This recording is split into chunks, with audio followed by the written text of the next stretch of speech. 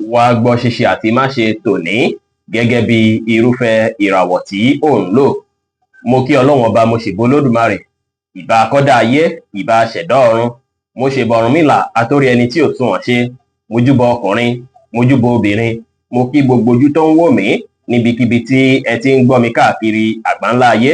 Èyí ni ìwádìí ojoojúmọ́ fún gbogbo ìràwọ̀ pátá àti ṣíṣe àti má ṣe fún gbogbo ìràwọ̀ pátá ti tòní, tí ń ṣe ọjọ́ Sunday, July 27 ọdún 2025 tá wà nú ẹ̀ yìí. Ẹ̀yin tẹ́ ń wò mí pátá, ẹ dákun ẹ dábọ̀ ẹ bá ń share fídíò yìí kó kárí ilé kó kárí oko, kó lè jẹ́ òwúrò àti àǹfààní fún ọ̀pọ̀lọpọ̀ ènìyàn. Kí ẹ sì má gbàgbé láti follow, kí ẹ sì subscribe, kí ẹ lè pẹ̀lú àwọn tá máa jàǹfààní onírúurú fídíò tá à ń fi léde lójoojúmọ́ fún ìdàgbàsókè ìjọmọ ènìyàn. Ẹ̀yin tẹ́ sì fẹ́ ṣèwádìí onírúurú láǹfààní láti kàn sí wa ní WhatsApp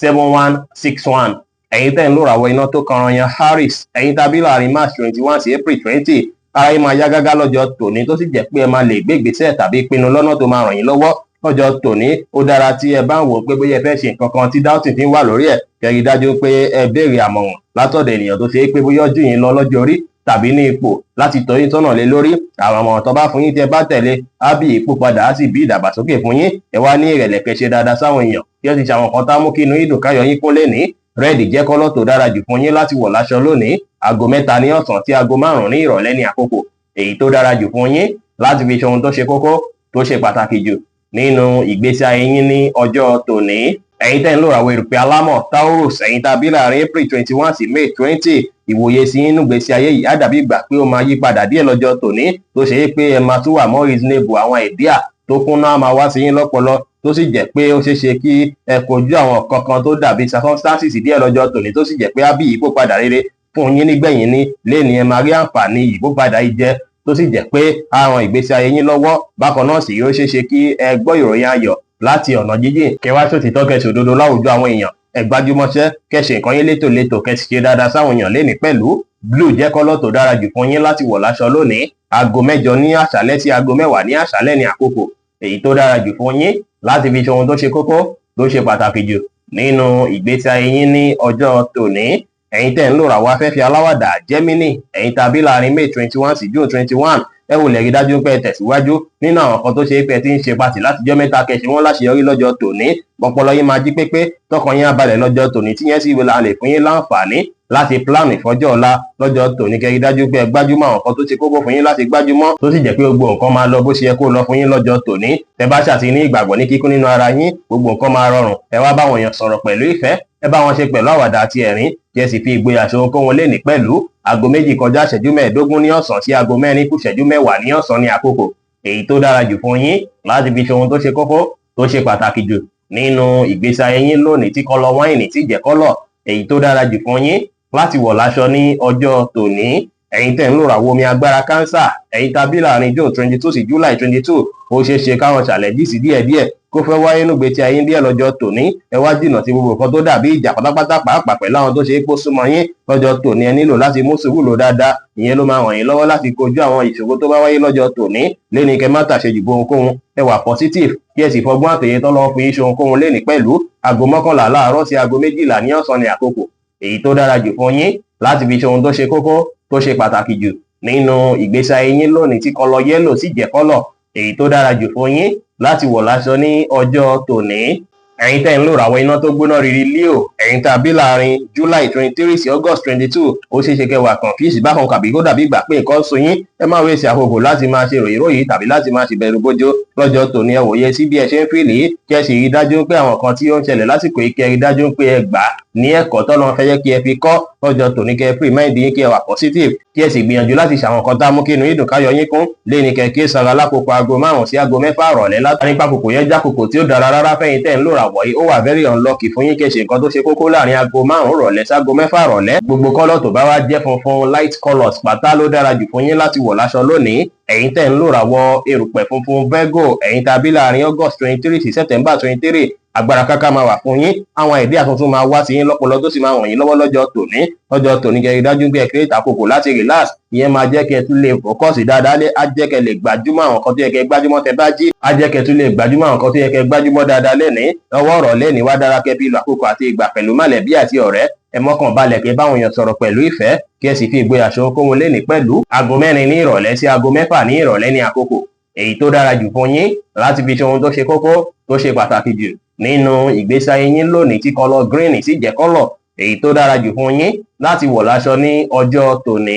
ẹ̀yin tẹ̀ ń lò ràwọ̀ afẹ́fẹ́ márìmípín Libra ẹ̀yin tàbí láàrin September 24 sí October 23 lọ́jọ́ tòní ó ṣeé ṣe kí ó dàbí gbà pé ẹ máa ní ìmísí dáadáa lọ́jọ́ tòní tàbí kẹwàá very spiritual lọ́jọ́ tòní ó ṣeé ṣe kẹ́yìn fúnra yín nífẹ̀ẹ́ sí àwọn ìyípadà kọ̀ọ̀kan tó ń wáyé nínú gbèsè ayé yín látijọ́ mẹ́ta ẹ rí dájú pé ẹ lo àkókò àti ìgbà yín lọ́wọ́ ọ̀sán láti fi rí dájú pé ẹ wòye sí bí gbèsè ayé yín ṣe fẹ́ rí ẹ fi ronú jinlẹ̀ nípa bí ẹ ṣe fẹ́ gbé nǹkan kalẹ̀ látàrí ìpàkókò yẹn wà very creative fẹ́yìn tẹ̀ ń lò ràwọ̀ yìí bẹ́ẹ̀ sì ni kẹ́ tó create àkókò láti fi ṣe prayer pẹ̀lú mọ̀lẹ́bí lọ́jọ́ tòní ẹ wá ṣe dáadáa sáwọn èèyàn ẹ ṣàwọn nǹkan yín ní ìrọ̀wọ́ ìrọ̀sẹ̀ kẹ́ sì ṣe nǹkan yín létòlétò pẹ̀lú aago 3 ní ọ̀sán sí aago 4 ní ọ̀sán ní àkókò èyí tó dára jù fún yín láti fi ṣe ohun tó ṣe kókó tó ṣe pàtàkì jù nínú ìgbésí ayé yín lónìí tí kọ́lọ̀ light blue sì jẹ́ kọ́lọ̀ èyí tó dára jù fún yín láti wọ̀ láṣọ ní ọjọ́ tòní. ẹ̀yin tẹ̀ ń lò ràwọ̀ omi tútù Scorpio ẹ̀yin tàbí láàrin October 24 sí November 22 ó ṣeé ṣe kí ẹ ní mood swing díẹ̀ o ẹ jìnnà sí gbogbo nǹkan tó bá dàbí argument pàtàkì tàbí àwọn ọ̀rọ̀ tó ṣe é pé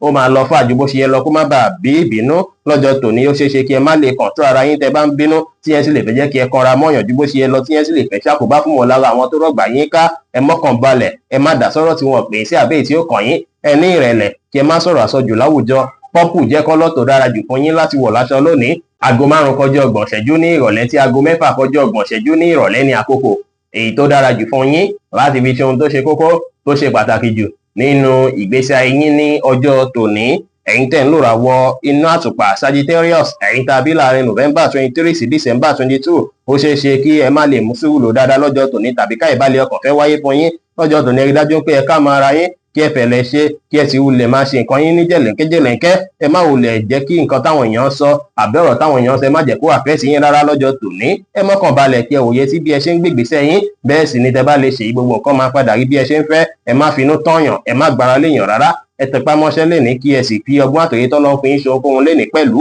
aago 6 ní ìrọ̀lẹ́ sí aago 8 ní àṣálẹ́ ní àkókò èyí tó dára jù fún yín láti fi ṣe ohun tó ṣe kókó tó ṣe pàtàkì jù nínú ìgbésí ayé yín lónìí tí kọ́lọ̀ white sì jẹ́ kọ́lọ̀ èyí tó dára jù fún yín láti wọ̀ láṣọ ní ọjọ́ tòní. ẹ̀yin tẹ̀ ń lò ràwọ̀ erùpẹ̀ eléruku Capricorn ẹ̀yin tàbí láàrin December 23 sí January 19 ó ṣeé ṣe kí ẹ bára yín ní ipò kan tí ẹ wulẹ̀ fẹ́ lọ́jọ́ tòní tẹ́ bá ké sára lọ́jọ́ tòní ẹ jìnnà sí àwọn tó ṣe é pé bóyá wọ́n jẹ́ bad company tàbí àwọn tó ṣe é pé wọ́n jẹ́ kí ẹ feel uncomfortable tó dàbí ìgbà pé ọkàn yín ò balẹ̀ pẹ̀lú wọn ẹ jìnnà sí wọn pátápátá lọ́jọ́ tòní ẹ má wulẹ̀ wà ní ààyè àwọn tó ṣe é pé wọ́n jẹ́ àwọn èèyàn tó ṣe é pé gbogbo àwọn ò bá ti yín mu rárá lẹ́ni kí ẹ dájú pé ẹ hùwà dáadáa kẹ́ hùwà pẹ̀lẹ́ kẹ́ jìnnà sí gbogbo nǹkan tó bá dàbí issue àbí trouble pátápátá lẹ́ni ẹ lọ ọkọ̀ àti ìgbà pẹ̀lú àwọn tó ṣe é pé ọkàn wọn mọ́ àwọn tó ṣe é pé ẹ̀mọ̀ páwọn èèyàn dáadáa ni wọ́n tó ṣe é pé èròǹgbà tí wọ́n gbá ti yín mu ìyẹn máa jẹ́ kí inú ìdùn káyọ̀ yín kó kára yín sí yá gágá lẹ́ni ẹ má tàṣe jù gbohùnkóhun ẹ má finú tọ̀yàn rárá ẹ má gbára léèyàn rárá kí ẹ sì gbà láfíà láàyè níbikíbi tí ẹ bá wà lẹ́ni pẹ̀lú aago 12 kọjá 30 ìṣẹ́jú ní ọ̀sán sí aago 2 ní ọ̀sán ní àkókò